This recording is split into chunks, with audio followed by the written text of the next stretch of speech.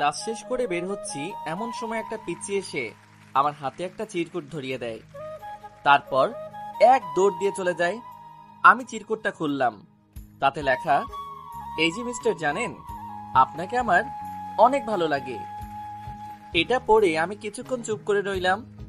কার চিরকুট কে জানে, আমাকে দিবে না এটা শিওর। মনে হয় বাচ্চাটা ভুল করে আমাকে দিয়ে চলে গেছে। ইস, বেচারি ওর মনের কথাটাও বলতে পারেনি। যাই হোক, চিরকুটটা পকেটে নিয়ে বাসার দিকে রওনা দিলাম। চিরকুট নিয়ে রাখলাম, কালকে আসলে যদি পিচিটাকে পাই তাহলে ওকে আবার দিয়ে দিব। এবার চলেন আপনাদেরকে পরিচয়টা দিয়ে দেই। আমি জুয়েল, অনার্স 3য় বর্ষের স্টুডেন্ট, ব্যাচেলর থাকি। আব্বু আম্মু বাড়িতেই থাকে। মধ্যবিত্ত পরিবার হওয়ায় টিউশনি করিয়ে নিজের খরচ নিজেই চালাই, আর সামান্য কিছু বাড়িতে পাঠাই। এইভাবে কোনো মতে দিন যাচ্ছে। পরিচয় দিতে দিতে বাসায় চলে আসছি। রাতের বেলা চিরকুট আবার খুলে দেখলাম, ভালোই লাগছে। কে সেই ভাগ্যবান আল্লাহই জানে। ইস, আমাকেও যদি কেউ এইভাবে চিরকুট দিত। ভাবতে ভাবতেই ঘুমিয়ে গেলাম। পরের দিন ঘুম থেকে উঠে টিউশনি করিয়ে কলেজে গেলাম। বারবার এদিক ওদিক তাকাচ্ছি, যদি পিচিটাকে খুঁজে পাই তাহলে চিরকুটটা দিয়ে দিব। কিন্তু না, পিচির কোনো দেখাই নাই। ক্লাসে চলে গেলাম, দেখলাম আইমান আগে থেকেই বসে আছে। কিরে, এত দেরি করলি যে? টিউশনি থেকে আসতে দেরি হয়ে গেছে। ও সানি আসেনি এখনো? না, আমি তো ভাবছি তোর সাথে একসাথে আসবি। দাঁড়া, কল দিয়ে দেখি। তারপর সানিকে কল দিলাম। কিছুক্ষণ পর সানিও আসলো। কয়েকটা ক্লাস করে ক্যান্টিনে গিয়ে কিছুক্ষণ আড্ডা দিলাম। তারপর বেরিয়ে গেলাম। কলেজের গেটের সামনে আসার পর আইমান বাইক বের করলো। সানি গিয়ে প্রথমে বসলো, তারপর আমি বসতে যাব এমন সময় আজকেও একটা পিচ্চি এসে একটা নীল কালারের চিরকুট আমার হাতে দিয়ে দৌড় দেয়। বাইরে বসে যাওয়ার কারণে ওকে আর ধরতে পারিনি। আমি চিরকুটটা পকেটে নিয়ে নিলাম। তারপর আমরা বিজয় সিংহ দিঘির পাড়ে গিয়ে বসলাম।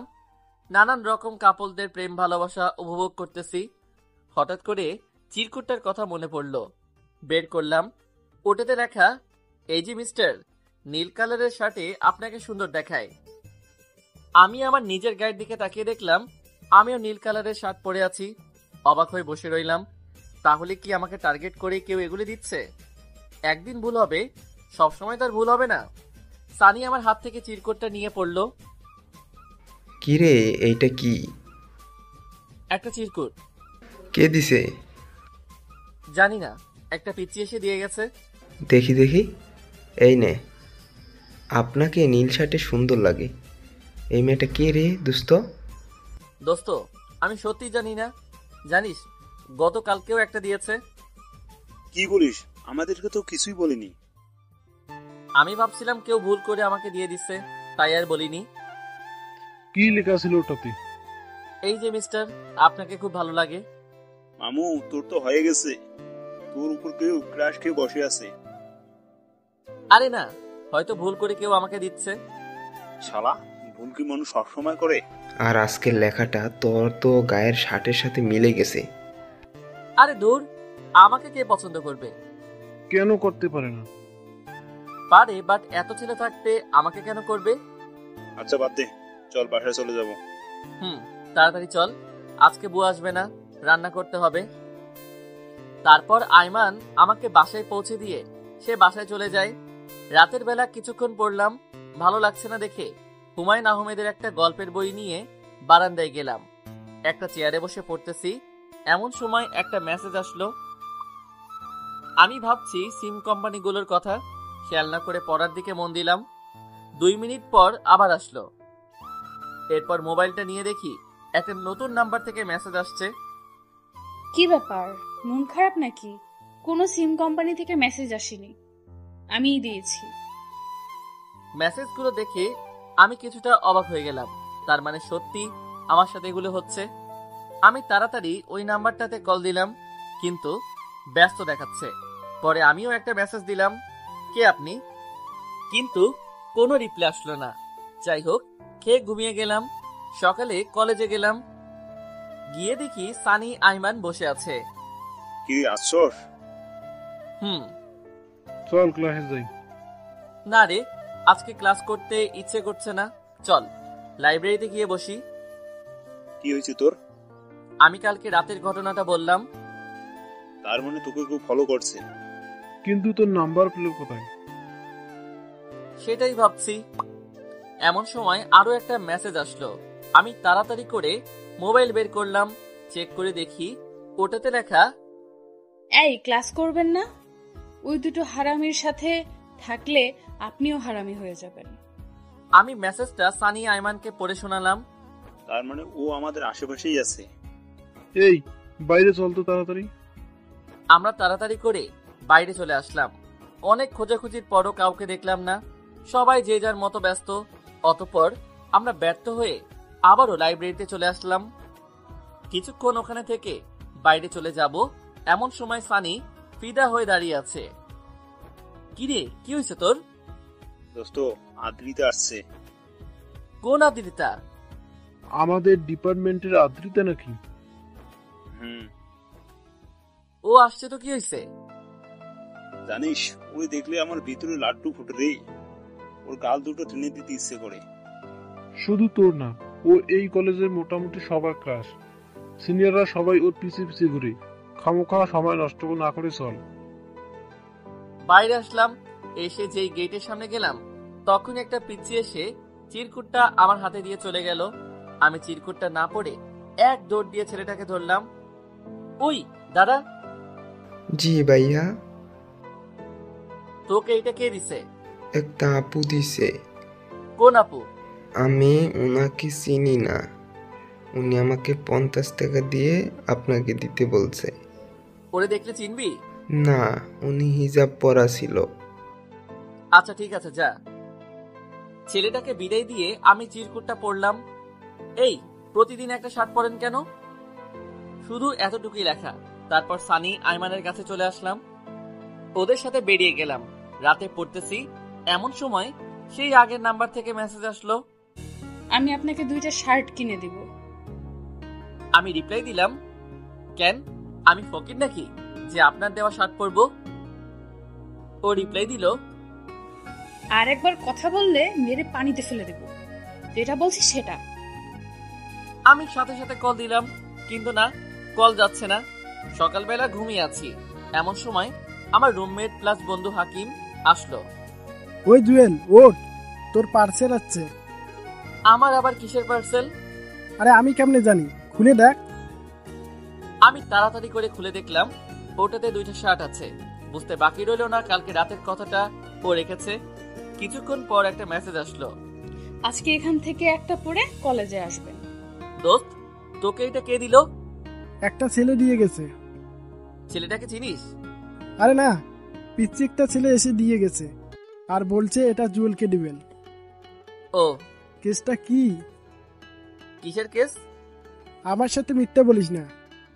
আচ্ছা বলছি শোন। তারপর পুরো ঘটনা শেয়ার করলাম। তলে তলে এত কিছু করে ফেলছিস, অথচ আমাকে কিছুই বললি না। আমি ভাবছি হয়তো ভুল করে দিয়েছে, তাই বলিনি। তবে তোকে আর ভাতকে এমনিতেই আজকে বলতাম। আচ্ছা, আজকে কলেজ যাবি না? হুম, আচ্ছা, ফ্রেশ হয়ে আসি।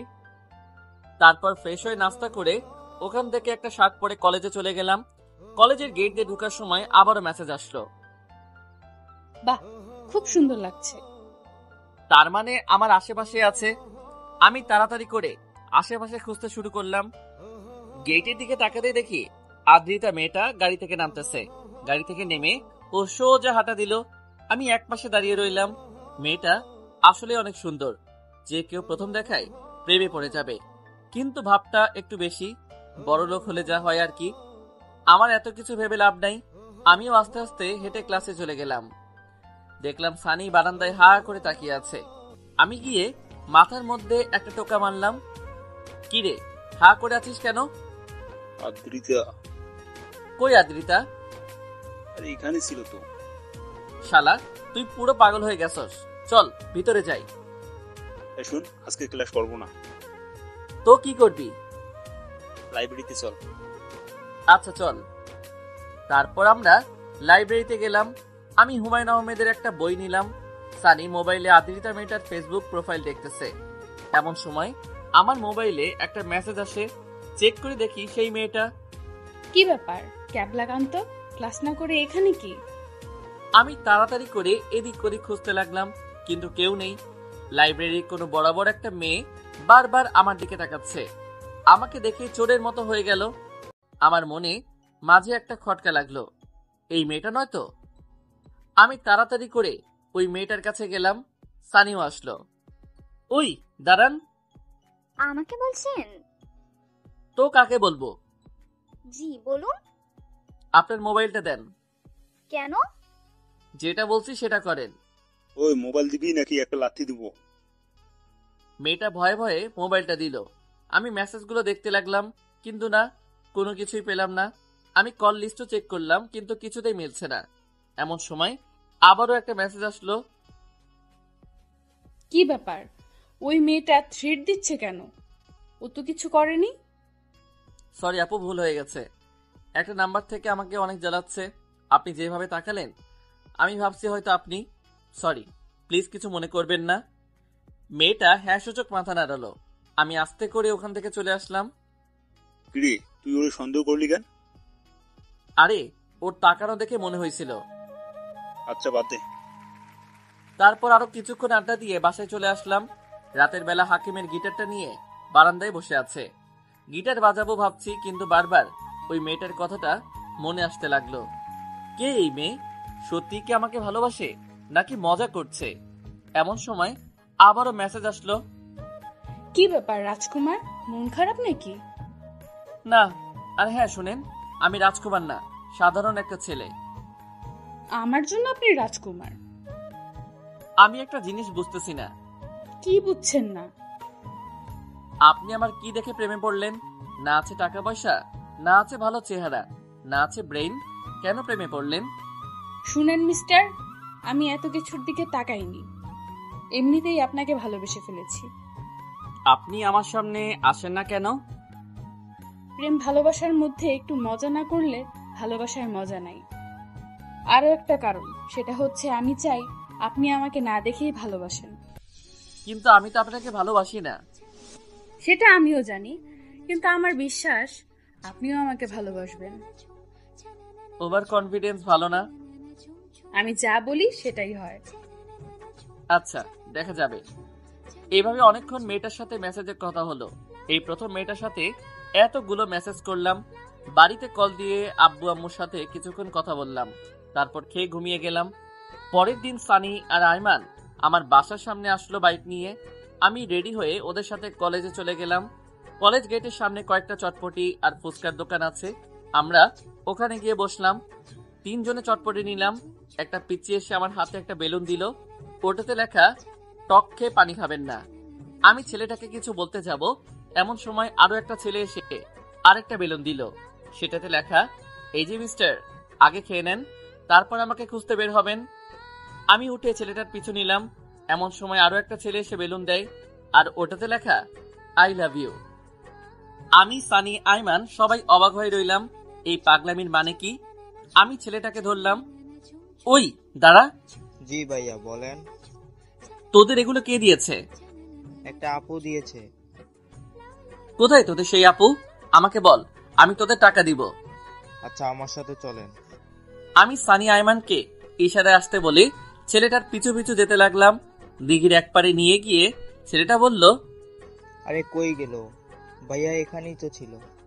ফাইজলামি করিস আমার সাথে? সত্যি ভাই, ও এখানেই ছিল। আমাকে বাদাম কিনে দিয়ে আপনাকে এটা দিতে বললো। আচ্ছা তুই যা।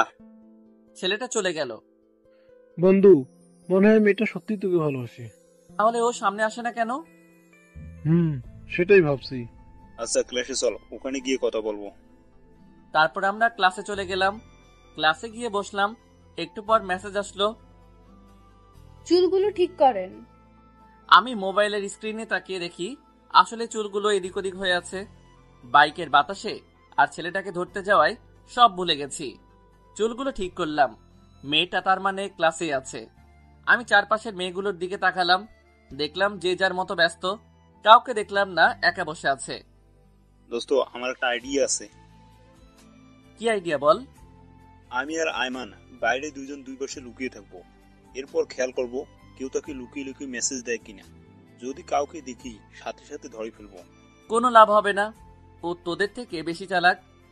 সানি ঠিক বলছে, ট্রাই তো করতে পারি।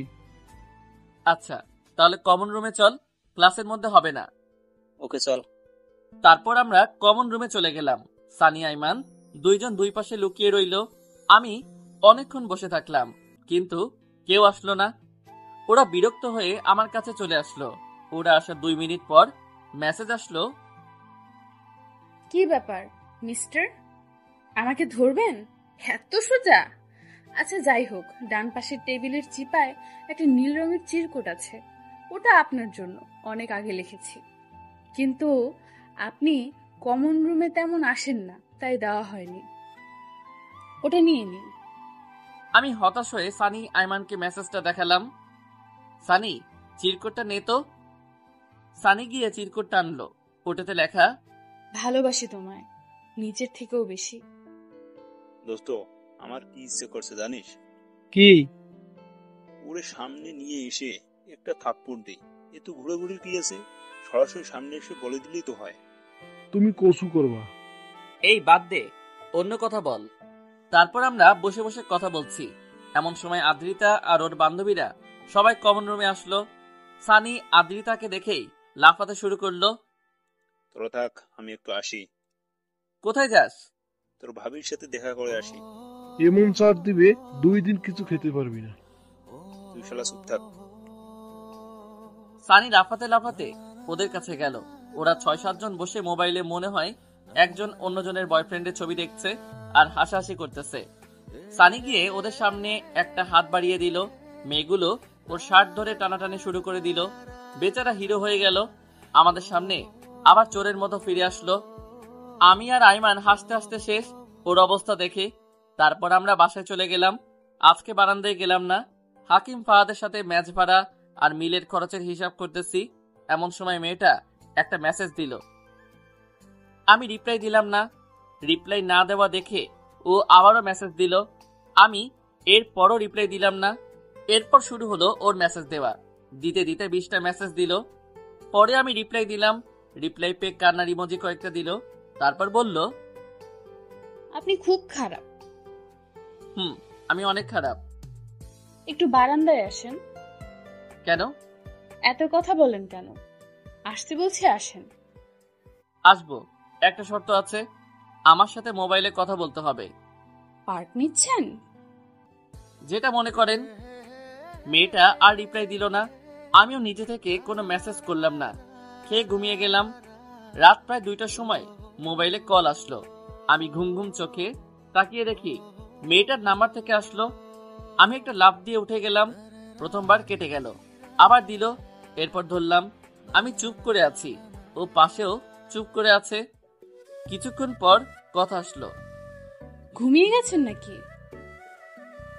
আমার মুখ দিয়ে কথা আসছে না। তারপরে বললাম, রাত তো অনেক হয়েছে, জেগে থাকার কোনো কারণ নাই। খাইছেন রাতে? মেয়েটার ভয়েসটা অসাধারণ। এইরকম মেয়ের সাথে সারা জীবনও কথা বললে মনে হয় কথা শেষ হবে না। এবার খুশি হয়েছেন? আরেকটা কথা। কি? আমাকে ভালোবাসার কারণটা কি? সব কথার উত্তর পেতে নেই। আচ্ছা, তাহলে আপনি আমার সামনে আসেন না কেন? সময় হোক তখন আসবো। সময়টা কখন হবে? যেদিন আপনার মুখ থেকে ভালোবাসি কথাটা শুনবো সেদিন। যদি এখন বলি? আপনি যে মন থেকে বলছেন না, শুধু আমাকে দেখার জন্য বলছেন, সেটা আমি ভালো করেই জানি। একটা অনুরোধ করব। জি বলেন। আগে বলেন রাখবেন কিনা। কথা দিতে পারছি না, তবে চেষ্টা করব। প্লিজ একবার দেখা করেন, প্লিজ। আমি এভাবে আর থাকতে পারছি না। আচ্ছা, কালকে বিকেল বেলা বিজয় সিংহ দিঘির ওখানে আইসেন, আমি থাকবো। আচ্ছা ঠিক আছে। তবে একটা শর্ত আছে। কি? আপনি একা আসবেন, কাউকে নিয়ে না। আচ্ছা ঠিক আছে। তারপর আরো কিছুক্ষণ কথা বলে কল কেটে দিল। আমি মোবাইলটা অফ করে ঘুমালাম। ঘুম থেকে উঠে দেখি 11টা বাজে। কলেজ মিস হয়ে গেল। মোবাইলটা ওপেন করে দেখি সানি আইমান অনেক কল দিয়েছিল। দুপুরে খেয়ে ঘুমাতে গেলাম, কিন্তু খুশিতে ঘুম আসছে না। আমি বিকেল বেলা রেডি হয়ে বিজয় সিংহ দিঘির ওখানে চলে গেলাম। আশেপাশে অনেক ছেলে মেয়ে আছে, কিন্তু সবাই জোড়া জোড়া, একা কোনো মেয়ে নাই। আমি এদিক ওদিক তাকালাম, পিছনের একটা বেঞ্চের দিকে তাকাতেই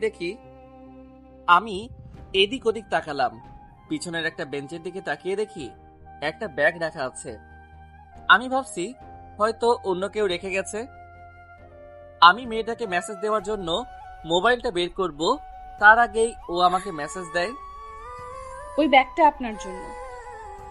আমি রিপ্লাই দিলাম, আপনি কোথায়? সরি, আমি দেখা করতে পারবো না। মানে কি? আপনি নিজেই তো বললেন এখানে আসতে। কিন্তু আমার মনে হচ্ছে এখন দেখা করা উচিত হবে না। এই কাজটা না করলেও পারতেন। আচ্ছা, আপনি ব্যাগটার কাছে যান, ওখানে কিছু জিনিস আছে আপনার জন্য। কি জিনিস? সেটা ব্যাগ খুললে দেখবেন। আর হ্যাঁ, ব্যাগ বাসায় গিয়ে খুলবেন। আমি আর কোনো কিছু বললাম না, গিয়ে ব্যাগটা নিলাম। ভারী লাগছে, কি আছে ভিতরে আল্লাহই ভালো জানে। আমি আশেপাশে খুঁজতেছি কাউকে দেখা যায় কিনা। আমি জানি মেয়েটা আমার আশেপাশে কোথাও লুকিয়ে আছে, কিন্তু সামনে আসছে না। আমি ব্যাগটা নিয়ে বাসায় চলে গেলাম। রাতের বেলা ব্যাগটা নিলাম খোলার জন্য। এই সময় হাকিম আর ফাহাদ আসলো। কি রে, এখানে কি? জানি না দোস্ত, গিফট দিয়েছে। কে দিয়েছে? ওই সেদিন তোর কাছে যে শার্ট পাঠিয়েছে সেই দিয়েছে। বাহ, ভালো তো। এরকম একটা গার্লফ্রেন্ড থাকলে আর কি লাগে। আরে কিসের গার্লফ্রেন্ড? ওরে তো আমি কখনো দেখিই নাই। আচ্ছা, পরে কথা বলিস, এখন কি আছে ভিতরে সেটা ডাক। আমি ব্যাগটা খুললাম। প্রথমে অনেকগুলো বেলুন বের হলো, বেলুনে লেখা ভালোবাসি প্রিয়। তারপর অনেকগুলো চকোলেট, 2টা গেঞ্জি, একটা ঘড়ি আর পেন্সিল দিয়ে আঁকা আমার একটা ছবি, ওয়ালমার্টে সাজানো। বাহ, সুন্দর তো। এই নে, চকলেট খা। তোরা খা, আমার ইচ্ছে নাই। ইচ্ছে না থাকলে বাইরে গিয়ে বস। আমি বাকরুদ্ধ হয়ে গেলাম। এতগুলো গিফট দেওয়ার মানেটা কি? মেয়েটা কি সত্যি আমাকে ভালোবাসে? ভাবতে ভাবতে আমি বারান্দায় গেলাম। তখনই মেসেজ আসলো। কি গিফট পছন্দ হয়নি? আমি রিপ্লাই দিলাম, এগুলোর মানে কি? মানে খুব সিম্পল, আমি আপনাকে ভালোবাসি। গিফট দিলেই কি ভালোবাসা পাওয়া যায়? সেটা আমি জানি না, বাট একটা সত্যি যে আমি আপনাকে অনেক ভালোবাসি। আচ্ছা, কল দিচ্ছি। মেসেজে কথা বলা আমার ভালো লাগে না। আমি কল দেওয়ার আগেই সে কল দিয়ে দিল। আমি কলটা ধরে সালাম দিলাম, তারপর কথা বলা শুরু করলাম। কি করছেন এখন? আপনি তো সবই জানেন, তাহলে জিজ্ঞেস করছেন কেন?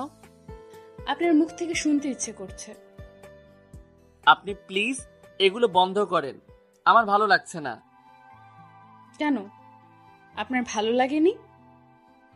এভাবে ভালোবাসা হয় না। তো কিভাবে হয় শুনি? এত কিছু আমি বোঝাতে পারবো না। আপনি যদি সামনে এসে কথা না বলেন বা দেখা না করেন, তাহলে আমি আর আপনাকে মেসেজ দিব না, ব্লক দিতে বাধ্য হব। আচ্ছা ঠিক আছে, আমি যদি ক্যাম্পাসে সবার সামনে আপনাকে প্রপোজ করি তাহলে অ্যাকসেপ্ট করবেন? সেটা পরে দেখা যাবে, আগে তো সামনে আসেন। পরে না, এখন বলেন। যদি আপনি প্রপোজ অ্যাকসেপ্ট করেন তাহলে আমি প্রপোজ করব। আচ্ছা ঠিক আছে, আমি অ্যাকসেপ্ট করব। তাহলে কখন দেখা করবেন? টাইম বলা যাবে না, যে কোনো সময় করব, আপনি রেডি থাকবেন। ওকে। আরেকটা কথা, কি? আপনি এই কয়েকদিন আমার দেওয়া শার্ট বা টি শার্ট গুলো পরবেন। কেন? এমনি, তাহলে আমার ভালো লাগবে। আচ্ছা ঠিক আছে। আরো কিছুক্ষণ কথা বলে কল কেটে দিলাম। তারপর সানি আইমানকে গিফটের ছবি তুলে পাঠিয়ে দিলাম, এন্ড বাকি ঘটনা খুলে বললাম। ওরাও অনেক এক্সাইটেড, এতদিন পর অপরিচিতা সেই মেয়েটাকে দেখতে পারবো। আমি মোটামুটি একটু টেনশনে আছি, মেয়েটা কে হবে, দেখতে কেমন হবে। যদি প্রপোজ না করে সবার সামনে অপমান করে, তাহলে তো ক্যাম্পাসে আমার মান ইজ্জত সব শেষ হয়ে যাবে। ধুর, যা হওয়ার হবে, এত কিছু ভেবে লাভ নাই। ঘুমাতে গেলাম, কিন্তু কিছুতেই ঘুম আসছে না। বারবার মেয়েটার কথাই মনে পড়ছে। গলাটা বেশ খুব সুন্দর করে সাজিয়ে কথা বলে। এগুলো ভাবতে ভাবতে ঘুমিয়ে গেলাম। সকালবেলা ঘুম থেকে উঠে ফ্রেশ হয়ে কলেজের দিকে রওনা দিলাম। কেমন যেন একটা ভয় কাজ করছে। গেটের সামনে গিয়ে দেখি সানি আইমান বসে আছে। আমি যাওয়ার পর, কি অবস্থা? এই তো ঠিকঠাক। ওর সাথে আর কথা হয়েছে? না, মেসেজ দেয়নি, আমিও দেইনি। গিফটগুলো কি নিয়ে আসছিস? না রে, ওগুলো বাসায় আছে। ও, তোর কালকে রাতে নিয়ে আসার জন্য বলছি, মনে নেই? সরি দোস্ত, মনে ছিল না। আচ্ছা, প্রপোজ কি আজকেই করবে বলেছে? না, তবে বলেছে যে কোনো সময় করবে। তাহলে তোর প্রিপেয়ার থাকতে হবে। ফ্ল্যাশ করবি?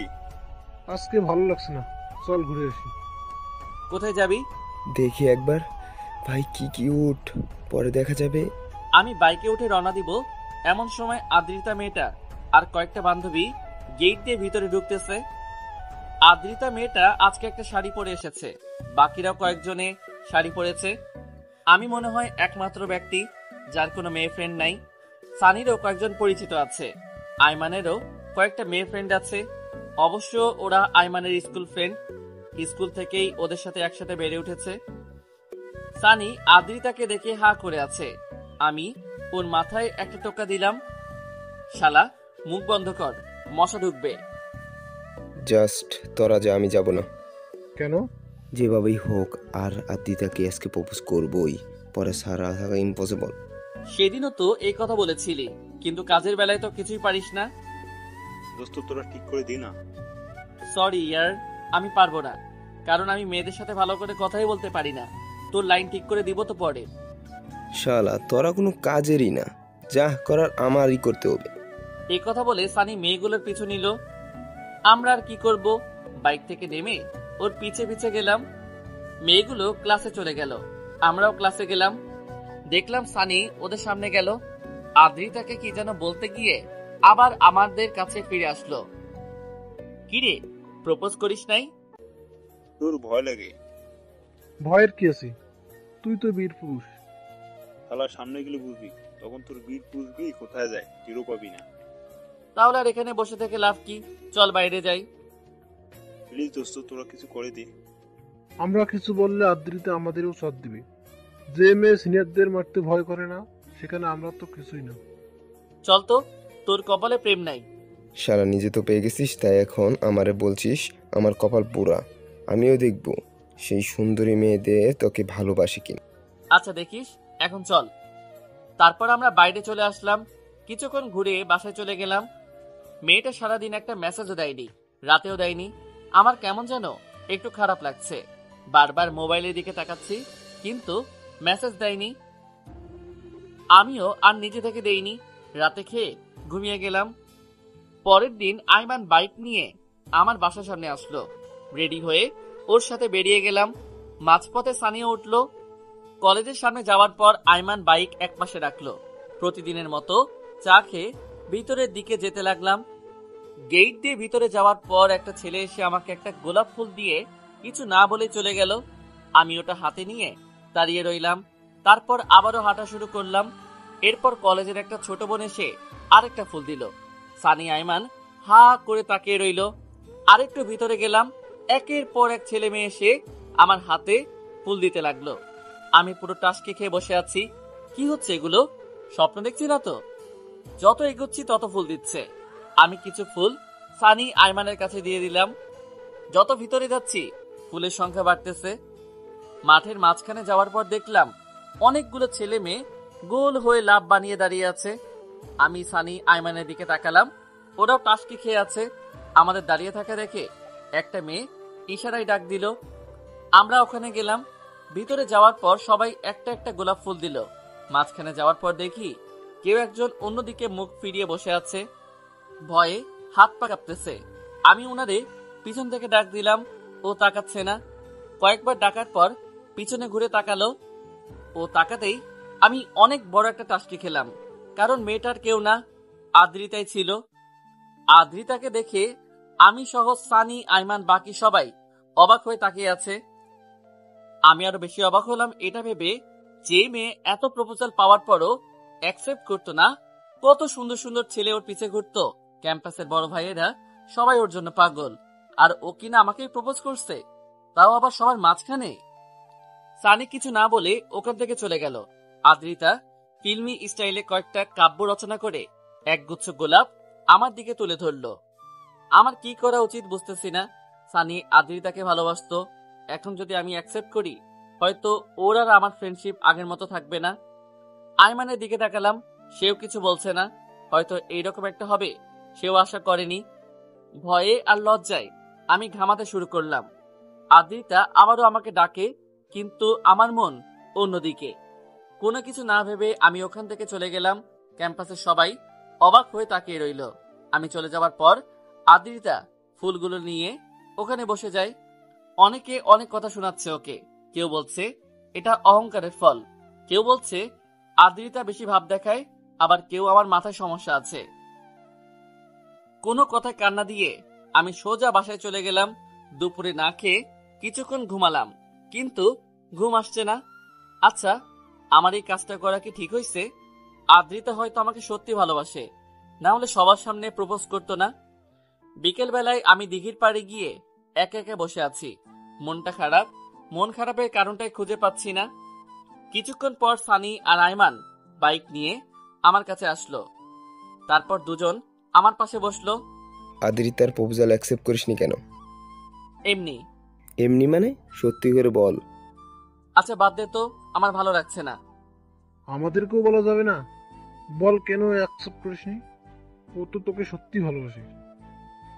দেখ, তোদের জন্য আমি এইরকম হাজারো আদ্রিতাকে রিজেক্ট করতে পারবো, কিন্তু তোদের মনে কষ্ট দিতে পারবো না। কেন? আমরা কি তোকে না করছি নাকি?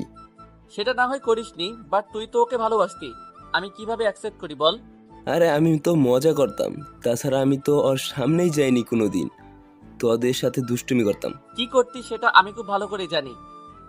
এখন কি করবি ভাবছিস? কি আর করব, ও ওর মতো থাক, আমি আমার মতো থাকি। কিছুদিন পর ওর মন এমনিতে ভালো হয়ে যাবে, তারপর না হয় সানি ওকে প্রপোজ করবে। আরে না, মাথা খারাপ নাকি? আমি ওরে প্রপোজ করব? তুই কি ভাবছিস আদ্রিতা তোকে এইভাবে ছেড়ে দিবি? জীবনেও না, বরং সে ক্যাম্পাসে অপমান হওয়ার প্রতিশোধ ঠিকই নিবি। মানে আমি কই অপমান করলাম? শোন, আমি খবর পেয়েছি ওর কাজিনরা সবাই তোকে মারার জন্য প্রোগ্রাম করতেছে। আমি তো কিছু করিনি। যেটা তুই আর আমরা ভাবছি, বাট ওরা তোকে মারবে এটা শিওর থাক।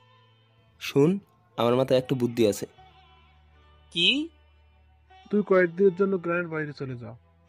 ওখানে তোর আব্বু আম্মুর সাথে থাকলে ভালো হবে, তাহলে ওরা তোকে খুঁজে পাবে না। কয়েকদিন থাক, তোর মনও ভালো হবে, আব্বু আম্মুকে দেখতে পারবি, পাশাপাশি ওদের রাগটাও কমে যাবে। তুই এসে আমার ক্লাস করিস। কিন্তু এখন যাওয়া কি ঠিক হবে? এরে এত কথা বলিস কেন? তুই কালকে সকালেই চলে যা, এটাই তোর জন্য ভালো হবে। আমরা মোবাইলে যোগাযোগ করব। আচ্ছা দেখি। এরপর ওদের সাথে আরো কিছুক্ষণ আড্ডা দিয়ে বাসায় চলে আসলাম। রাতের বেলা ব্যাগ গোছাচ্ছি, এমন সময় হাকিম আর ফাহাদ আসলো। কোথাও যাবি নাকি? একটু বাড়িতে যাব, অনেকদিন ওনাদের দেখি না। ওই দিকের কি খবর? কোন দিক? আরে মেসেজ আলী। আমি পুরো ঘটনা শেয়ার করলাম। তুই পাগল নাকি? এভাবে চলে আসতে পারলি? আমি কিছু না বলে আম্মুকে কল দিলাম, আগামীকাল আসবো সে খবর দিলাম। আম্মু অনেক খুশি। তারপর খেয়ে ঘুমিয়ে গেলাম। পরের দিন সকালে তাড়াতাড়ি ঘুম থেকে উঠলাম, ফ্রেশ হয়ে নাস্তা করে ফাহাদ আর হাকিমের কাছ থেকে বিদায় নিলাম। নিচে আইমান ছিল, ওর সাথে বাইকে করে বাস স্টেশনে গেলাম। মাঝপথে সানিও আসলো।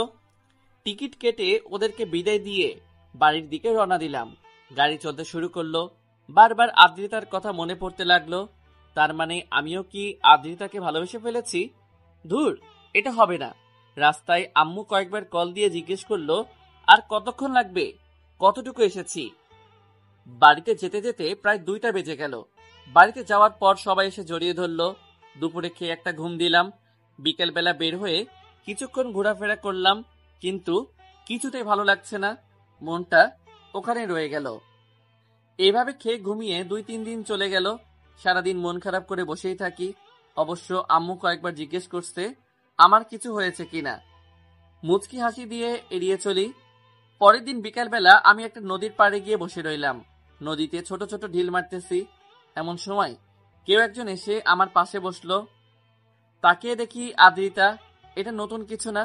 ওখান থেকে আসার পর থেকেই আমার কেন যেন মনে হচ্ছে আদ্রিতা আমার পাশে আছে।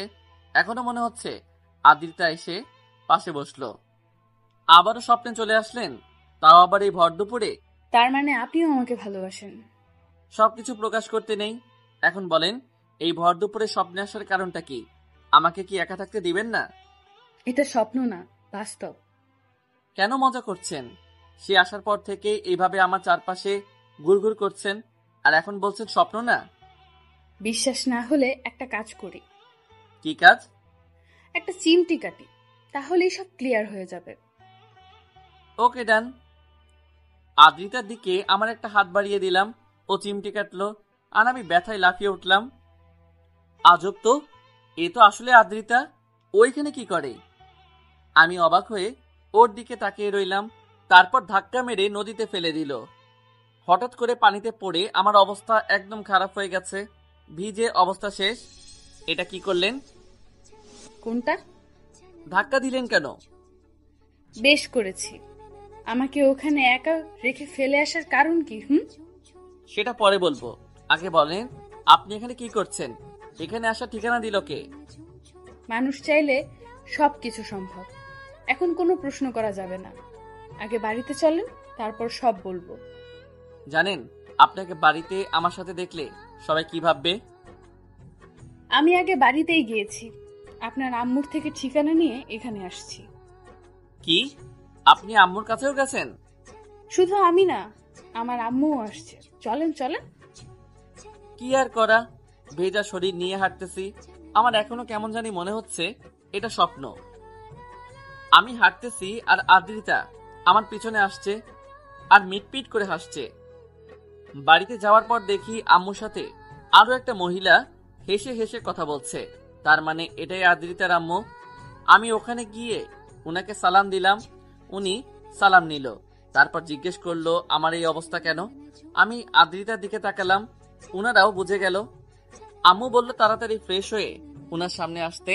আমিও ফ্রেশ হয়ে আসলাম। কি রে, তুই আমার মেয়েকে ওখানে একা ফেলে রেখে চলে আসলি কেন?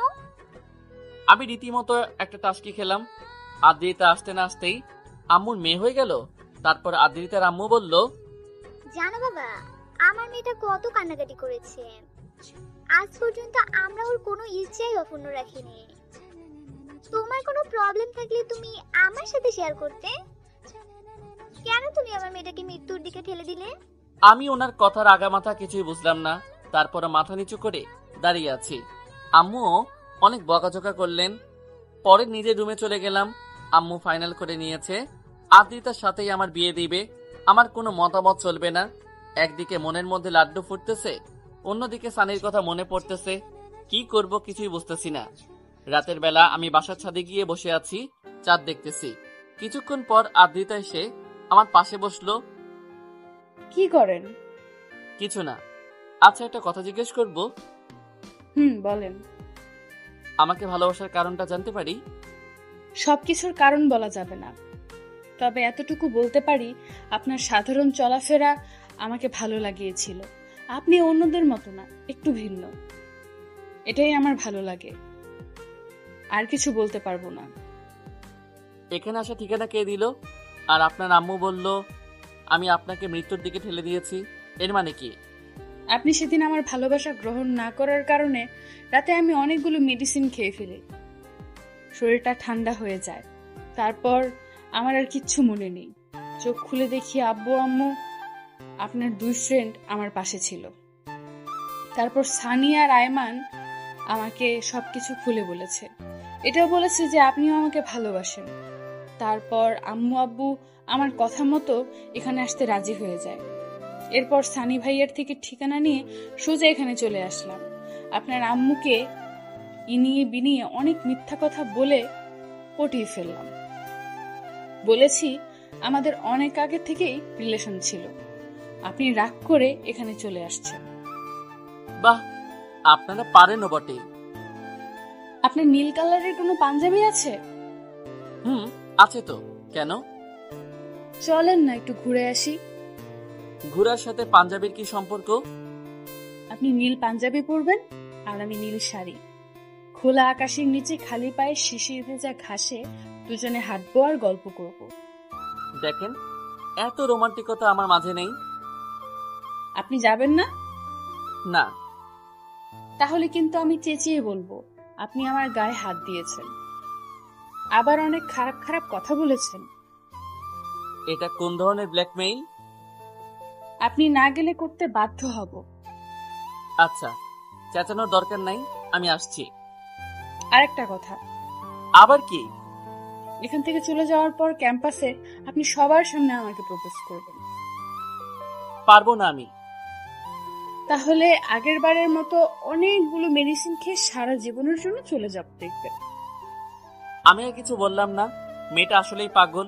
নিচে গিয়ে ফ্রেশ হয়ে পাঞ্জাবিটা নিয়ে গায়ে দিলাম। বাইরে এসে দাঁড়িয়ে আছি। কিছুক্ষণ পর আবৃতা শাড়ি পরে বের হলো, হাতে নীল চুড়ি। রাতের আলোয় মনে হচ্ছে স্বপ্নের অপ্সরা। আমি ওর দিকে চেয়ে আছি। একটু পর ওর ধাক্কা খেয়ে বাস্তবে ফিরে আসলাম। এভাবে কি দেখেন? কিছু না, চলেন। ওই দাঁড়ান।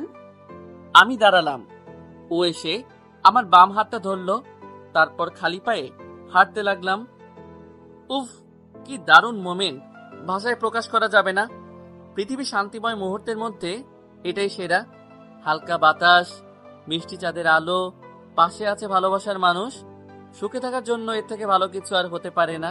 ভালোবাসা হোক চির অমর, চিরস্থায়ী, চলতে থাকুক অনন্তকাল, বেঁচে থাকুক প্রত্যেক সত্যিকারের ভালোবাসা।